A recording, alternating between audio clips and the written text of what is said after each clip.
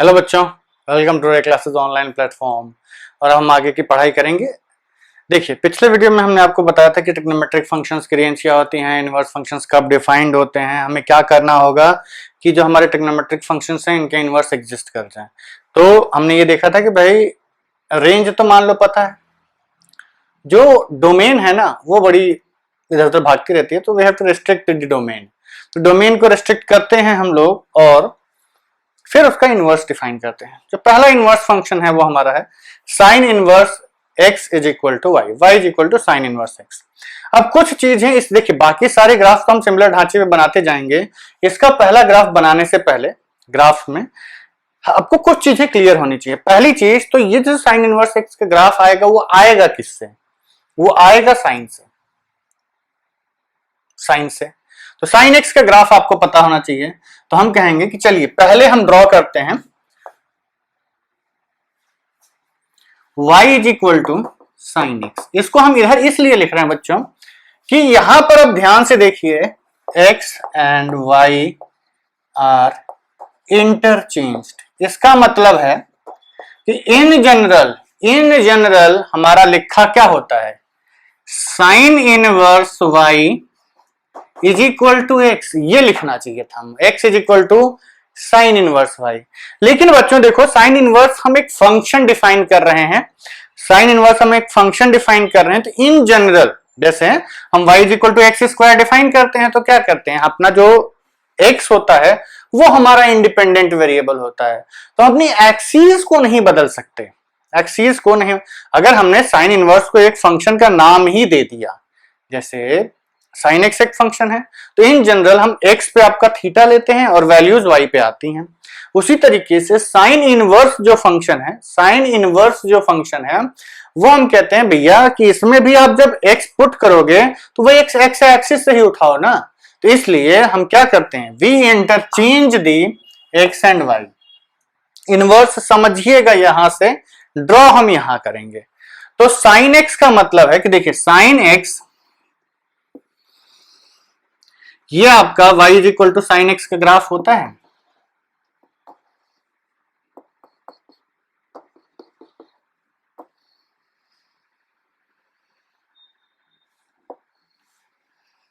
ठीक, ये आपका y is equal to sine x का ग्राफ होता है। ये आपका होता है pi by 2 pi and so on and so forth minus pi by 2 minus पाई।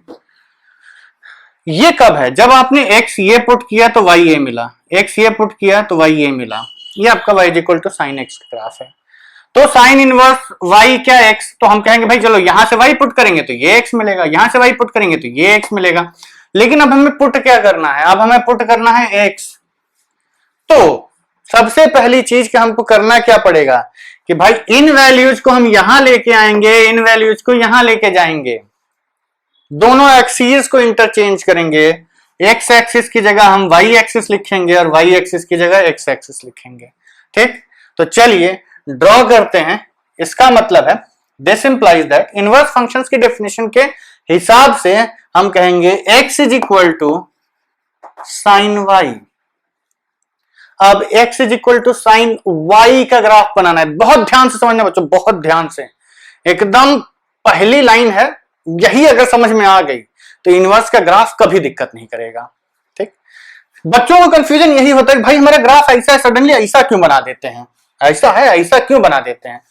देख ये होता है बच्चों, देखिए हम जब एक फंक्शन ही नया है, मतलब इनवर्स साइन इनवर्स को आप इनवर्स की तरह मत देखिए, एक नए फंक्शन की तरह देखिए, एक नए फंक्शन की तरह। सपोज करिए इसका नाम नहीं दिया होता है, हम एक फंक्शन ऐसा डिफाइन कर रहे हैं, हम एक फंक्शन ऐसा डिफाइन कर रहे हैं जो f जो कि साइन इनवर्स है, तो एफ एक्स लिखोगे ना आप, फंक्शन है ना एफ एक्स ही लिखोगे ना आप, एफ वाई तो नहीं लिखते ना। इन जनरली हम वाई एक्सिस पे अपने इंडिपेंडेंट वेरिएबल्स नहीं प्लॉट करते हैं।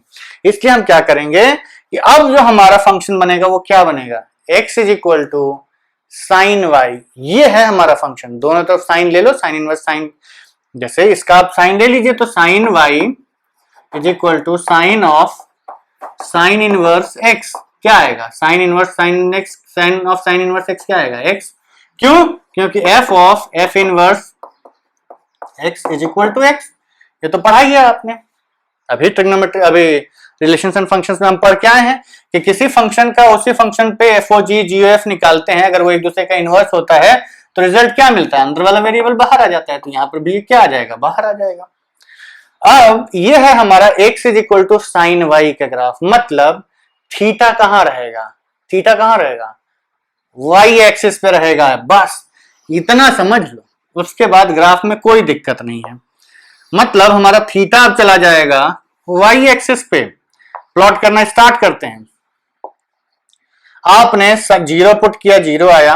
अब y एक्सिस पे आपको क्या पुट करना पड़ेगा, pi by two, pi, 3 pi by two, 2 पाई, ये आपको y एक्सिस पे प्लॉट करने पड़ेंगे। क्यों, x is equal to sine y का ग्राफ बनाना है। ध्यान दो, फंक्शन हमारा ये है, इंडिपेंडेंट वेरिएबल x यहां होना चाहिए। यहां कोई देखो यहां कोई दिक्कत नहीं है, लेकिन फिर आपको पूरा उल्टा, हमेशा आपको साइन इनवर्स को इनवर्स लेके चलना पड़ेगा, बस ये दिक्कत है। इनवर्स फंक्शन की तरह ही डील करना पड़ेगा। यहां पर हमने उसको एक प्रॉपर फंक्शन का दर्जा दे दिया। अब हमारा वेरिएबल यही रहेगा, एक्स एक्सिस पे ही रहेगा, आउटपुट वाई एक्सिस पर ही मिलेगा। ठीक, तो y is sine inverse x function. ठीक, चलिए, और उसी तरीके से minus pi by two, minus pi and minus 3 pi by two. आगे बढ़ते हैं। साइन जीरो की वैल्यू, जब आपने साइन वाई है ना, जब में y को जीरो पुट किया तो x की वैल्यू कितनी आ गई, जीरो। जब आपने x को पाई बाई टू पुट किया तो ये प्लस 1 आता है ना, ये थोड़ा और बड़ा बनाते हैं, चलिए छोटा ही बनाते हैं, और एक माइनस 1, तो पाई बाई टू पे ये आपका हो जाएगा प्लस 1। ठीक, अब सेकेंड क्वाड्रेंट में साइन पॉजिटिव होता है। देखो हम इसलिए बता रहे हैं कि एकदम बेसिकली ग्राफ याद रह जाएगा, एकदम दिमाग में बैठ जाएगा कैसे ये बना ग्राफ। अब सेकेंड क्वाड्रेंट में थीटा कहां से कहां तक लाई कर रहा है, पाई बाई टू से पाई, थीटा पाई बाई टू से पाई लाई कर रहा है। मतलब एक्स क्या मिलेगा, पॉजिटिव ही रहेगा, साइन है ना। थर्ड क्वाड्रेंट में आए निगेटिव, -1 तक गए, फिर पॉजिटिव। और सिमिलरली हमको पता है कि एक पीरियोडिक फंक्शंस होते हैं, तो इसकी वैल्यूज रिपीट करेंगे, ग्राफ एकदम रिपीटेटिव बनेगा। ये किसका ग्राफ बना, ये आपका ग्राफ बना x is equal to sine y और y is equal to sine inverse x का, y is equal to sine inverse x का ये ग्राफ है। लेकिन अब यहां पर एक और बात आती है कि भाई ठीक है, ग्राफ तो बना दिया आपने, लेकिन पहले अभी आप पिछले एक वीडियो से आप चिल्लाए जा रहे हैं कि इनवर्स एग्जिस्ट नहीं करेगा, इनवर्स एग्जिस्ट नहीं करेगा, डोमेन रिस्ट्रिक्ट करो, डोमेन रिस्ट्रिक्ट करो, को डोमेन रिस्ट्रिक्ट करो। तो चलिए, को डोमेन तो इसकी फिक्स है, कितनी, -1 से 1 तक, इसमें कोई दिक्कत नहीं है। अब for sine to be 1 1 we pick or rather restrict the codomain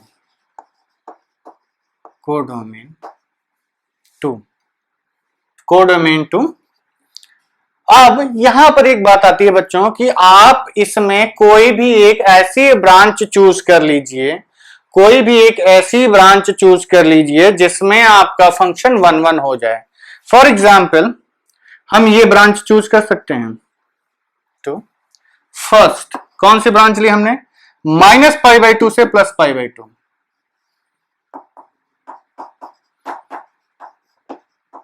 ठीक, अब ये वाली मत चूज करने लगना, कोई फायदा नहीं होगा। ये वाली चूज, भाई दिमाग में आ सकता है भाई 0 से पाई क्यों नहीं ले रहे हैं। अब भाई 0 से पाई ले लोगे आप, तो आपने पाई का इंटरवल लिया, लेकिन आपको नेगेटिव एक भी वैल्यू नहीं मिलेगी। हमें ऐसा रेंज चूज करना है जिसमें पूरी की पूरी रेंज कवर हो जाए। ठीक, और सारी वैल्यूज मतलब -1 से +, पूरे डोमेन के करस्पॉन्डिंग रेंज कवर हो जाए, ठीक। तो पूरी रेंज मिलनी चाहिए, तो पूरी रेंज डोमेन कवर करने के लिए इतना रेंज हमको लेना पड़ेगा। इस रेंज को लेंगे तो दिक्कत हो जाएगी, तो हम ये रेंज उठा लिए। कहेंगे सर केवल यही क्यों, हम इसको भी तो उठा सकते थे, ठीक है। हमने कहा चलो दूसरी पॉसिबिलिटी ये भी है कि आप पाई बाई 2 से 3 पाई बाई 2 की रेंज ले लीजिए, कोई दिक्कत नहीं है। या फिर आप कहेंगे सर ये भी तो ले सकते थे, माइनस पाई बाई 2 से माइनस 3 पाई बाई 2 तक, सॉरी माइनस 3 पाई बाई 2 से माइनस पाई बाई 2 तक। ऑल ऑफ, आप किसी में भी रिस्ट्रिक्ट कर सकते हैं, कोई नहीं। All of them, all of the above and many more can be the range for sin inverse x। sin inverse x की ये या कोई भी एक आप पाई इंटरवल का आप रेंज उठा लीजिए, वो रेंज हो सकती है जो कि इसको 1 1 बना देगी। ऑल ऑफ देम, और ऑल ऑफ देम क्या लिखा है हमने, ऑल ऑफ द अबव, अपनी राइटिंग हम खुद ही नहीं पढ़ पा रहे हैं। All of the above and many more can be range of for sine x, ठीक। Many more can be range of for sine x, लेकिन ठीक है कोई दिक्कत नहीं है, लेकिन अब यहां लिख देते हैं, चलिए जगह नहीं है, I will clear this one out.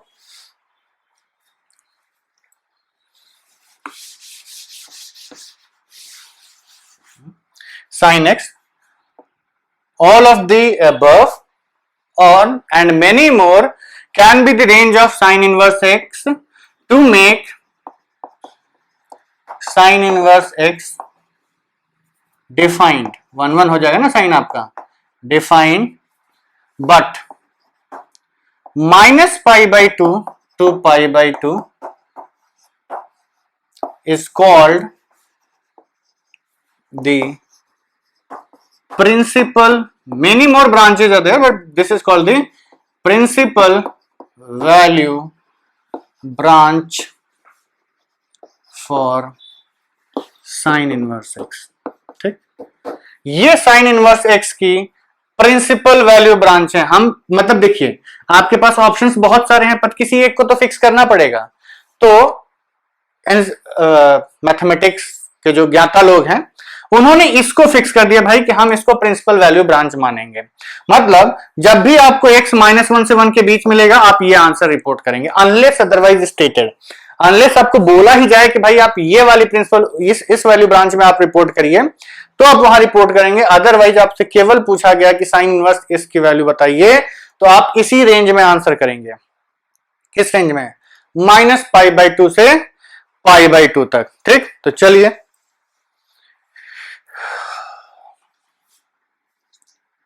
Domain, domain क्या हुआ साइन इनवर्स एक्स का, domain is x belongs to closed interval -1 to 1 and range y belongs to, कहां से कहां तक, y आपका बिलोंग कर रहा है माइनस पाई बाई 2 से pi by 2, closed interval minus pi by 2 to pi by 2, ठीक।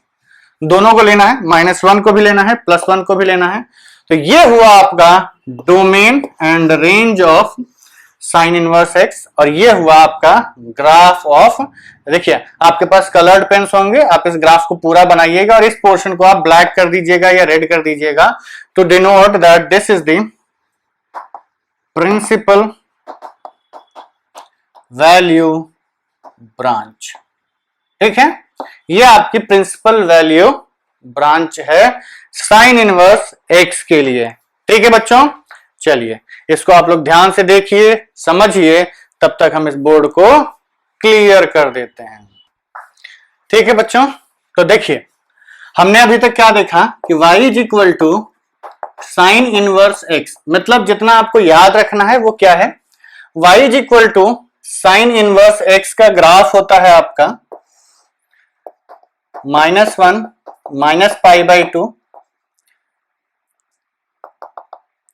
+1 प्लस पाई बाई 2, ठीक। और ये ग्राफ आपका ऐसे स्टार्ट होता है, 0 जाता है, उसके बाद यहाँ चला जाता है। ये आपका है graph y is equal to sine inverse x का। इसकी डोमेन क्या होती है, हम केवल इंपॉर्टेंट पॉइंट्स लिख रहे हैं, समझा नहीं रहे हैं। डोमेन होती है इसकी, x कहां से कहां तक बिलोंग करता है, x आपका -1 से 1 तक बिलोंग करता है, क्लोज इंटरवल -1 to 1। रेंज क्या होती है इसकी, रेंज आपकी होती है -π/2 से π/2 तक। बस इतना ही इनवर्स का ग्राफ है आपका। y belongs to closed interval -π/2 to π/2। और अब अगर ग्राफ के बिहेवियर की बात करें तो जैसे जैसे आपका x बढ़ता जाता है, जैसे जैसे आप x को बढ़ा रहे हैं इधर की तरफ, y की वैल्यू क्या हो रही है, बढ़ती जा रही है। नेगेटिव से 0 आता है, फिर पॉजिटिव होके 1 पे खत्म हो जाए, -1 से बढ़ते बढ़ते। तो ग्राफ इज ऑलवेज इंक्रीजिंग। अब आपको समझ में आ गया होगा कि ये स्टेटमेंट हम क्यों लिखते हैं। ये स्टेटमेंट इसलिए लिखा जाता है कि भाई अगर आपने यहां एक x1 लिया, x1 is less than x2 लिया, अब डोमेन और रेंज में ही लेना है, दो रेंज आपने लिए, तो दिस इंप्लाइज दैट क्योंकि ग्राफ इसका स्ट्रिक्टली इंक्रीजिंग है, हम कहेंगे कि sine inverse x1 will be less than sine inverse x2, inequality में यूज करने के लिए। ठीक है, तो ये स्टेटमेंट याद रखिएगा, इंपॉर्टेंट है। तो ये तीन चीजें जो बोर्ड पे हमने लिखी हैं, पहली चीज कि डोमेन -1 से 1, रेंज -π/2 से π/2। अब ये यही रेंज नहीं, इसको हम प्रिंसिपल वैल्यू ब्रांच बोलते हैं।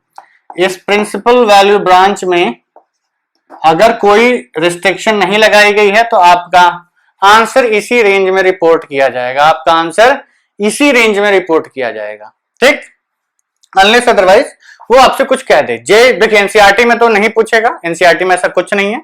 अब फॉर एग्जाम्पल के तौर पर हम देख लेते हैं, मान लीजिए आपको पता है कि भाई साइन इनवर्स 1/√2, x की जगह क्या पुट कर रहे हो, 1/√2। x की जगह जब आप 1/√2 पुट करते हैं तो हमें पता रहता है कि साइन π/4 की वैल्यू 1/√2 होती है, साइन π/4 की वैल्यू 1/√2 होती है। तो sine y is equal to sine inverse 1/√2 है। इसका मतलब साइन y की वैल्यू कितनी होनी चाहिए, y की वैल्यू कितनी आ जाएगी, π/4। अब आप कहेंगे, देखिए यही चीज समझनी है आपको कि इसका आंसर हम 2π + π/4 भी लिख सकते थे, 2π + π/4, 2π - π/4 भी लिख सकते थे। ठीक, 3π/4 की भी वैल्यू वही आती है, लेकिन क्योंकि हमें केवल फंक्शन 1 1 on 2 बनाना था तो आउटपुट केवल एक ही मिलेगा। अब आप इसके अलावा कोई और आंसर नहीं रिपोर्ट करेंगे, प्रिंसिपल वैल्यू ब्रांच में ही आपको आंसर रिपोर्ट करना है। -π/2 से π/2 के बीच में एक यही एंगल है π/4, जिसके लिए x की वैल्यू 1/√2 हो जाएगी। ठीक है, तो ये हुआ आपका साइन इनवर्स x का। जितना चीज आपको याद है, जितना चीज अभी बोर्ड पे लिखा हुआ है, ये आपको अच्छे से याद होना चाहिए। Let's move on to the next part, that is cos inverse x। ठीक, चलिए कॉस इनवर्स x का भी ग्राफ बनाते हैं, एनालाइज करते हैं।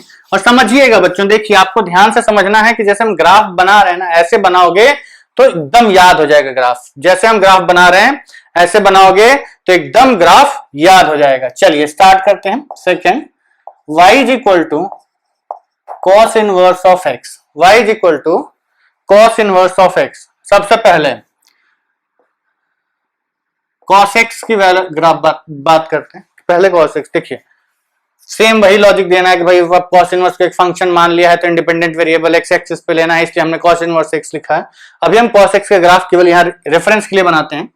cos x का ग्राफ कैसा होता है, cos 0 1 होता है, cos 90 0 होता है, फिर ऐसे कर करके ग्राफ बनता जाता है आपका। ठीक, same goes for this negative side. ये आपका आता है π/2 -π/2 -π। ठीक, यह है आपका ग्राफ। और सेम रेंज आपकी 1 से 1 तक होती है। जब इनवर्स का ग्राफ बनाना है तो सबसे पहले तो हम क्या करेंगे, इंटरचेंज, मतलब इसमें चेंज नहीं करना है, x and y are interchange. ये ध्यान रखना है, ये आपको ध्यान रखना है कि x और y इंटरचेंज हो चुके हैं।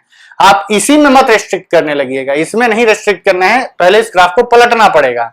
तो जब ग्राफ पलटा जाता है, ग्राफ पलटा जाता है तो ग्राफ बनेगा तो एग्जैक्टली सेम। देखिए ग्राफ बनाते कैसे नहीं, हम आपको ट्रिग्नोमेट्रिक फंक्शंस का ये जो तरीका बता रहे हैं ना, ये तरीका सीख जाओ, ग्राफ एकदम बाएं हाथ का खेल हो जाएगा।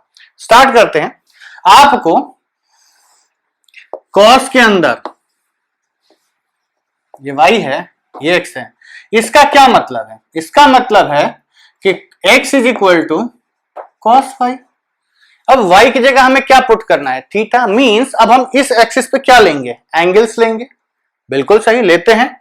0, π/2, पाई, या थोड़ी और दूर दूर ले लेते हैं, बहुत हौच पौच हो जाता है।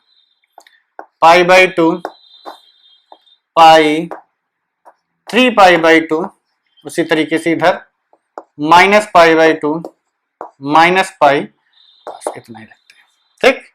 और बाकी -1 y एक्सिस पे क्या लेना है? कॉस के अंदर क्या जाता है? एंगल जाता है। एंगल में क्या है? y लिखा है, मतलब y एक्सिस पे क्या रहेगा? यहां पे थीटा रहेगा। हम ग्राफ इसका नहीं बना रहे हैं, हम ग्राफ इसका बना रहे हैं, लेकिन इसका ग्राफ यही है, इसलिए हम ये यूज कर रहे हैं। ग्राफ बनाना हमें ये है, लेकिन ये और ये सेम होते हैं, तो हम क्या बनाएंगे? अब x is equal to cos y का ग्राफ, जैसे आपने y is equal to cos x का ग्राफ बनाया था, अब x is equal to cos y का बनाओ। जैसे पहले x पे थीटा था, अब y पे थीटा ले लो, सिंपल। कॉस जीरो की वैल्यू, कॉस जीरो की वैल्यू 1, ठीक। कॉस y की जगह आपने 0 पुट किया, x की वैल्यू कितनी आ गई? 1। x की जगह आपने, सॉरी, y की जगह आपने π/2 पुट किया, cos की वैल्यू cos 90 0, मतलब वैल्यू यहां पे। फिर cos पाई पुट किया आपने, वैल्यू -1, ये ठीक। अब तो आपको समझ में आ ही गया होगा क्या बनाना है।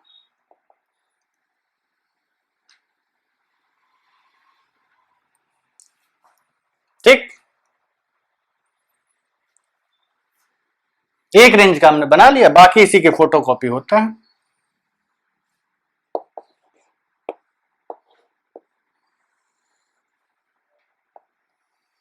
यही है आपका y is equal to x is equal to cos y का ग्राफ। ये x is equal to cos y का ग्राफ है। ये ग्राफ किसका है? x is equal to cos y का ग्राफ। हमको चाहिए y is equal to cos inverse x, y is equal to cos inverse x। तो अब इसमें से हम एक रेंज सेलेक्ट करेंगे, तो हम ये कहेंगे कि भाई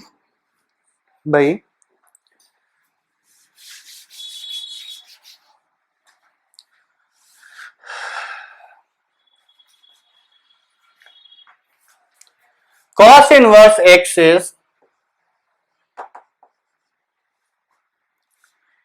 is 1 1 and on to 4।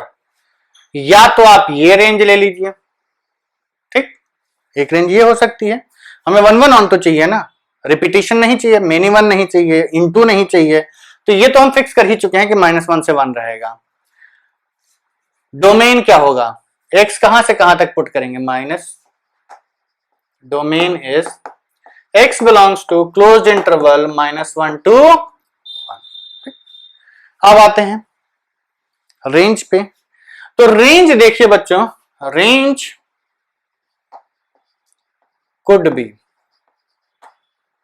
Equal to y belongs to, कोई एक रेंज लीजिए 1 1 on 2 के लिए, या तो हम ये ले सकते हैं, कौन सी? 0 से पाई, सॉरी 0 to पाई, ये पहली हो सकती है रेंज। दूसरी रेंज क्या हो सकती है? y बिलोंग्स टू, आप ये भी ले सकते हैं, इसके आगे वाली पाई टू 2 पाई,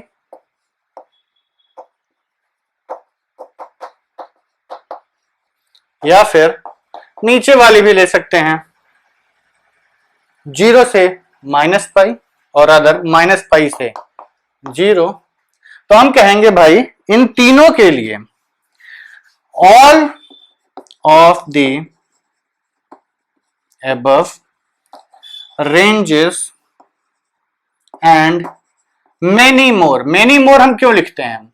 मेनी मोर हम इसलिए लिख रहे हैं कि भाई इसके नीचे भी आप बहुत सारे ले सकते हो। आप -π से -2π ले सकते हो, -2π से -3π, कोई भी एक पाई का इंटरवल उठा लीजिए, n π से n+1π तक का आपका रेंज ले लीजिए, यह आपका रेंज इसको 1 1 बना देगा। And many more are possible ranges of cos inverse x, but closed interval 0 to pi is called the कौन सी ब्रांच? Principal value branch. ठीक, ग्राफ का बिहेवियर भी चेक कर लेते हैं, ग्राफ को खैर मिटाएंगे नहीं हम। तो अब चलिए इसका हम लोग बेसिक जितनी भी रिक्वायरमेंट्स होती हैं, जो चीजें आपको याद रखनी है, वो हम बोर्ड पे लिख देते हैं। ठीक, चलिए पहला y equal to cos inverse x की डोमेन क्या है? डोमेन है आपकी क्लोज्ड इंटरवल -1 to 1, -11 नहीं, -1 to 1। रेंज क्या है? तो हम कहेंगे भाई रेंज बहुत सारी हैं, लेकिन हम एक लेते हैं 0 से पाई, जिसको हम प्रिंसिपल वैल्यू ब्रांच बोलते हैं।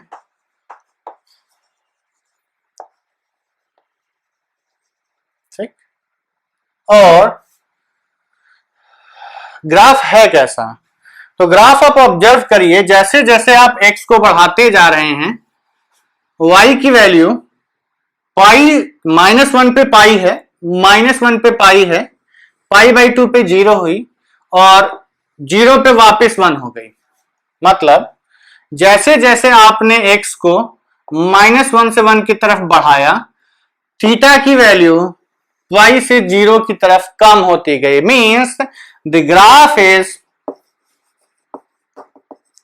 डिक्रीजिंग, इसका ग्राफ डिक्रीजिंग ग्राफ होता है। ये किसके लिए हम लिखवाते हैं? ये आपको इनइक्वालिटीज के लिए लिखवाते हैं, ये आपको इनइक्वालिटीज के लिए लिखाते हैं। तो उसके लिए देखिए, अब देखिए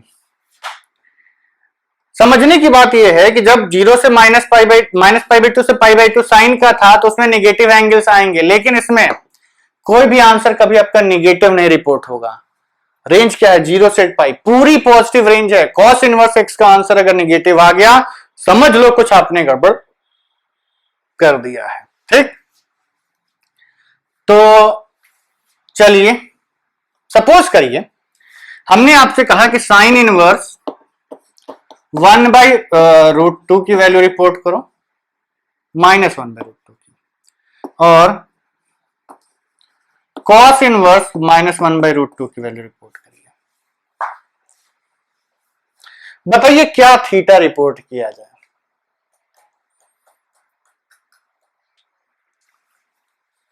दोनों में नंबर सेम लिखा हुआ है, वैल्यू भी दोनों की सेम आती है, आश्चर्य, लेकिन आंसर अलग आ जाएगा। आंसर अलग आ जाएगा। अब कहेंगे कि कैसे? तो चलिए इस क्वेश्चन को दिखाने के, देखिए इतना आपको बना लेना है। ये ग्राफ आपका कॉस इनवर्स x का ग्राफ है, इसको आप मिटा, हमारे पास मिटाने की फैसिलिटी है तो हमने मिटा दिया। This is the graph of 0 से पाई डिफाइंड होता है, -1 से 1 तक डिफाइंड होता है। ये आपका y equal to cos inverse x का ग्राफ है।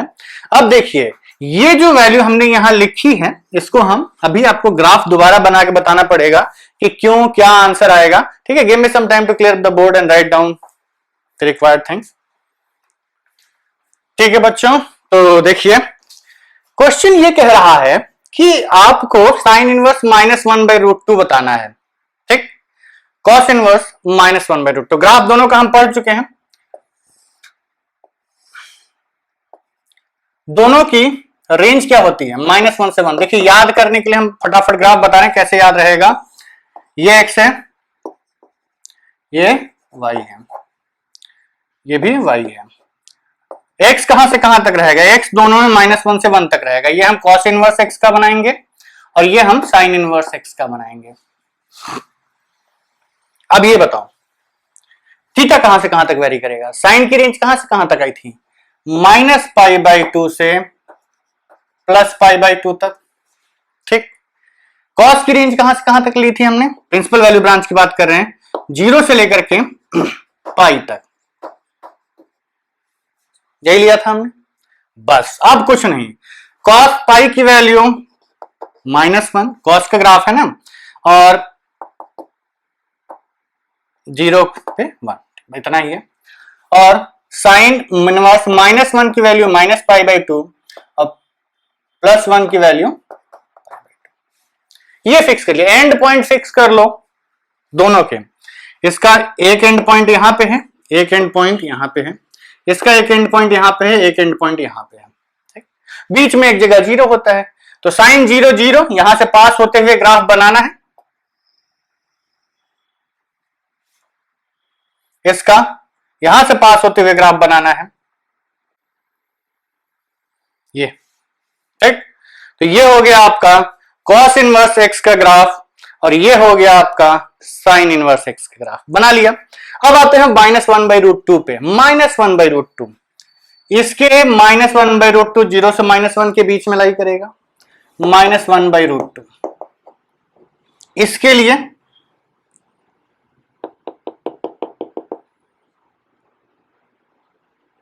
जीरो से -1 के बीच में लाई करेगा।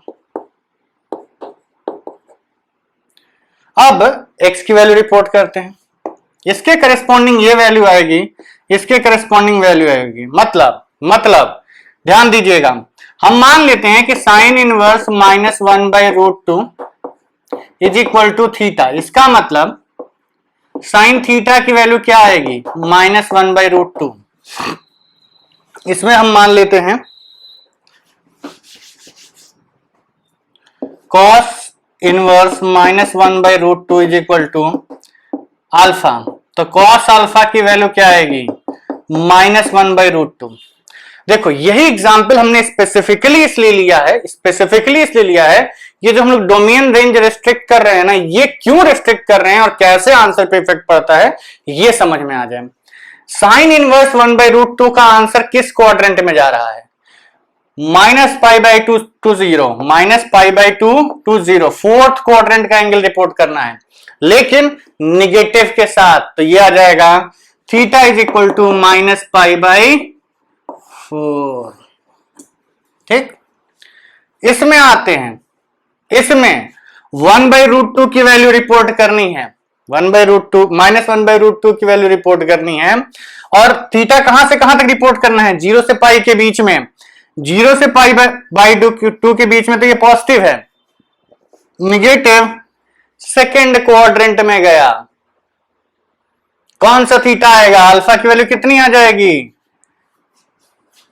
पाई-पाई/4, पाई-पाई/4 आपको पता है ना, तो ये आपका आएगा 3π/4। दोनों में हमें सेम नंबर का इनवर्स लिया है, एक में साइन इनवर्स लिया है, एक में कॉस इनवर्स लिया है। आंसर देखिए, इसका आंसर आएगा 3π/4 और इसका आंसर आएगा -π/4। ठीक, समझ में आया?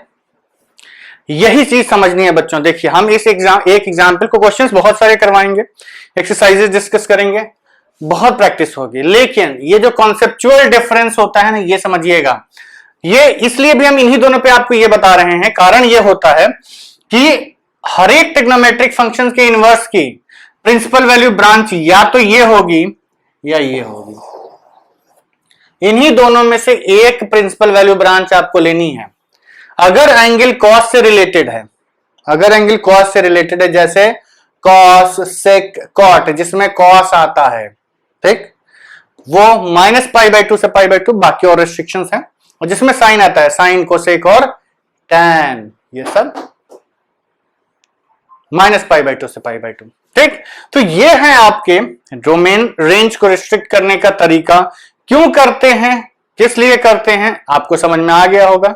दोनों ग्राफ्स हमने आपको बताया, y equal to cos inverse x and y equal to sine inverse x. दोनों ग्राफ्स अच्छे से प्रैक्टिस कर लीजिए। बिल्कुल आपको मतलब ऐसा नहीं करना है कि भाई अच्छे से प्रैक्टिस नहीं है, हम नहीं कर पा रहे हैं, ग्राफ याद कर लेते हैं, रट लेते हैं, तो इससे काम नहीं चलेगा। ठीक है, तो इससे काम बिल्कुल नहीं चलेगा। आपको करना क्या है, ग्राफ अच्छे से बनाइए, प्रैक्टिस करिए और जो तरीका हमने बताया है उसको अच्छे से रिवाइज कर लीजिए। क्या करिए, रेंज सबकी पता है, जीरो पे वैल्यू पता होती है, ठीक। हमने ये रेंज आपको बता ही दी कि भाई -π/2 से π/2 साइन का बनेगा, 0 से पाई कॉस का बनेगा। तो इसको आप यहां से यहां तक फिक्स करिए और वैल्यूज याद ही है आपको, बना दीजिए। अब ऐसे मत बना देना बच्चों, ये गलत हो जाएगा, ये गलत होता है, ठीक। अब ये पूछेंगे कि क्यों, तो हम बाद में बताएंगे। देखिए बेसिकली होता क्या है कि इसका जो स्लोप है ना, अभी आगे चल के आपको पढ़ना ही है कैलकुलस में, कि जो इसका स्लोप होता है वो 0 हो जाता है, ठीक। 0 हो जाता है, 0, और इसका स्लोप π/2 डिफाइंड होता है, इसलिए हम ऐसे कर देंगे। तो पैरेलल टू y एक्सिस हो रहा है, इसका स्लोप अनडिफाइंड हो जाता है। वो खैर वो उतना डिटेल में जाने की जरूरत नहीं है, जब ट्रिग्नोमेट्री कैलकुलस पढ़ेंगे तो आपको बता देंगे उस टाइम हम। एक चीज और ध्यान रखिएगा बच्चों कि ट्रिग्नोमेट्री, इनवर्स ट्रिग्नोमेट्री कैलकुलस के लिए काफी इंपॉर्टेंट है। कैलकुलस के बहुत सारे फॉर्मूले ऐसे हैं, बहुत सारे फॉर्मूले ऐसे हैं जो इनवर्स ट्रिगो को यूज करके ही डिफाइन किए जाते हैं, ठीक है। तो चलिए अब हमारे पास अभी इस वीडियो इन जनरल हम एक वीडियो 40 मिनट्स का बनाते हैं। तो अगर मान लीजिए इस वीडियो में हम और नया ग्राफ स्टार्ट करते हैं तो this video will be too lengthy. अगर आप थके नहीं है तो you can watch the video in continuation, क्योंकि अभी तो जब तक, अभी मान लीजिए अभी तो हमारा वीडियो अपलोडेड नहीं है, बट बाय द टाइम आप लोग देखेंगे तब तक ये वीडियो सब अवेलेबल होंगे आपके पास, एक के बाद एक आप देखते जाइए, ठीक है बच्चों। तो चलिए इस वीडियो के लिए इतना काफी है। See you in the next video, bye bye.